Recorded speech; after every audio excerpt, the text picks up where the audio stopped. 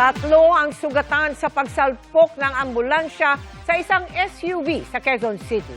Ang ambulansya nahuli kam na dumire-diretso kahit nakastop ang traffic light. Nakatutok si James Agustin. Walang gaanong sasakyan na dumaraan sa intersection ng Quezon Avenue at Dituason Street sa Quezon City mag-2 sa madaling araw kanina. Masdan ng isang SUV na galing sa Dituason Street. Bigla itong sinalpok ng ambulansya na binabagtas naman ang westbound lane ng Quezon Avenue. Sa lakas ng impact tumagilid ang SUV. Bumangga sa center island ang ambulansya. Sa isa pang anggulo ng CCTV, kita na nakastop na ang traffic light sa westbound lane ng Quezon Avenue.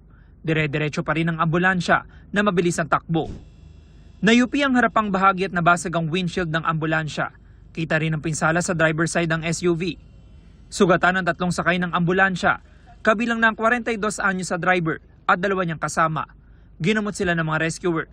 Ayon sa driver ng ambulansya, pauwi na sila sa Cavite matapos maghatid ng pasyente sa isang ospital sa Quezon City. Medyo mabilis ang pangyayari kasi bigla na sa sumulpot sa kanto.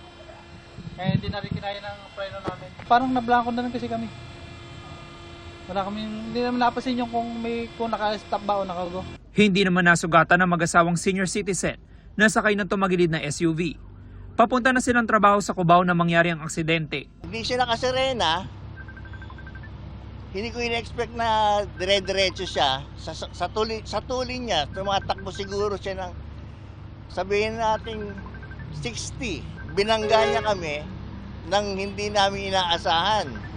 Kasi stop siya. Inimbestigahan ng QCPD Traffic Sector 1 ang nangyaring aksidente. Nag-uusap para magkabilang panig. James Agustin, nakatutok, 24 oras.